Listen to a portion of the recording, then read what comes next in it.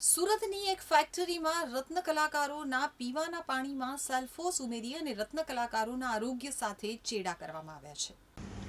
સુરતના કાપોદ્રા વિસ્તારમાં અનબ ડાયમંડમાં પીવાના પાણીના ફિલ્ટરમાં સલ્ફોસનું પાઉચ ભેળવી દઈ સામૂહિક રીતે રત્ન કલાકારોની હત્યાનું ષડયંત્ર રચવામાં આવ્યું હતું. ફિલ્ટરનું પાણી પીધા બાદ 118 રત્નકલાકારોને સેલ્ફોસની અસર થઈ હતી, જેમાંથી 104 રત્ન કલાકારોને ડિસ્ચાર્જ કરી દેવામાં આવ્યા છે, જ્યારે હજુ પણ 4 આઈસીયુમાં અને 12 ઓબ્ઝર્વેશન હેઠળ છે. પોલીસે રત્ન કલાકારોની સામૂહિક હત્યાનો ગુનો નોંધી વધુ તપાસ હાથ ધરી છે. હાલ મળતી માહિતી પ્રમાણે 118માંથી હવે 4 આઈસીયુ સહિત 16 રત્ન કલાકાર હોસ્પિટલમાં સારવાર હેઠળ છે. કિરણ હોસ્પિટલમાંથી 104માંથી 90 રત્ન કલાકારોને રજા આપવામાં આવી છે, જ્યારે ડાયમંડ હોસ્પિટલમાંથી 14માંથી 12ને રજા આપવામાં આવી છે. કિરણ હોસ્પિટલમાં 2 અને ડાયમંડ હોસ્પિટલમાં 2 રત્ન કલાકાર આઈસીયુમાં છે, જ્યારે 12 રત્ન કલાકારોને ઓબ્ઝર્વેશનમાં રાખવામાં આવ્યા છે. પોલીસ દ્વારા હત્યાના પ્રયાસ BNS 1091ની કલમ હેઠળ ગુનો નોંધી અને તપાસ હાથ ધરવામાં આવી છે. જે જગ્યા ઉપર ફિલ્ટર હતું ત્યાં સીસીટીવી નથી. કારખાનાથી વાકેફ હોય તે વ્યક્તિ એટલે કે કારખાનાના કારીગર દ્વારા જ આ કૃત્ય કરવામાં આવ્યું હોય તેવી આશંકા છે, જેથી પોલીસે FSLની સાથે ટીમ બનાવી અને અસરગ્રસ્ત 118 સહિત કારખાનામાં બેસતા તમામ રત્ન કલાકારોના નિવેદન નોંધશે. ડીસીપી આલોક કુમારે જણાવ્યું હતું કે શંકાસ્પદ જણાયેલા 4 થી 5 જેટલા કારીગરની કાપોદ્રા પોલીસ દ્વારા પૂછપરછ કરવામાં આવી છે.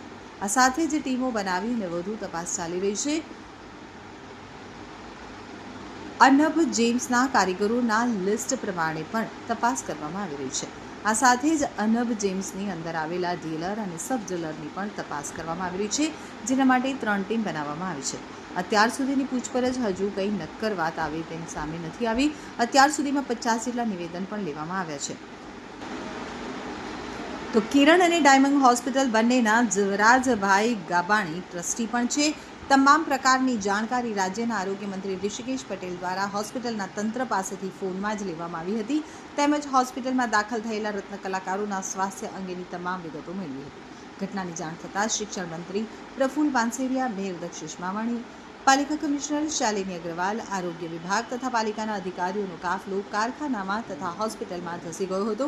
પોલીસ કમિશનરે ઘટનાની ગંભીરતાને લઈ અને તપાસના આદેશ આપ્યા હતા.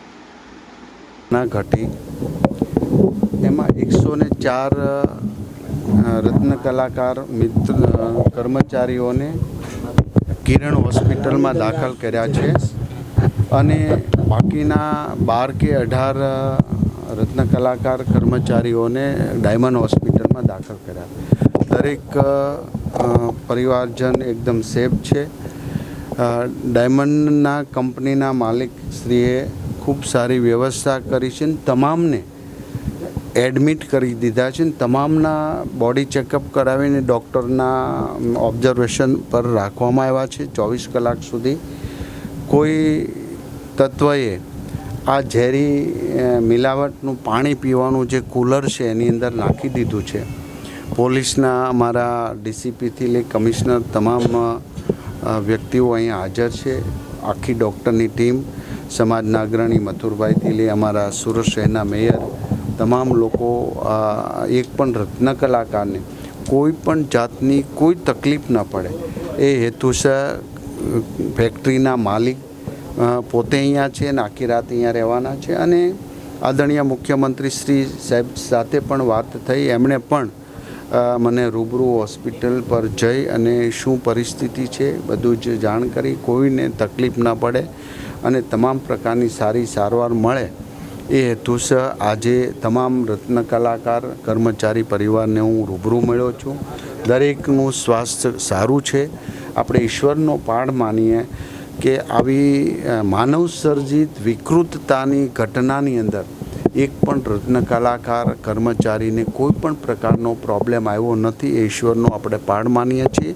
અને આવનારા સમયમાં આવી વિકૃત માનસિકતાથી આ તો ખૂબ મોટું ભયંકર પાપ છે અને પાપ કરવા કરતાં અનેક લોકોના જીવનના મરણ જીવનની સાથે એમણે ચેડા કર્યા છે. આવા કોઈ પણ હશે, મારા પોલીસ મિત્ર તમામ પ્રકારે તમામ એંગલથી એમની તપાસ કરી રહ્યા છે.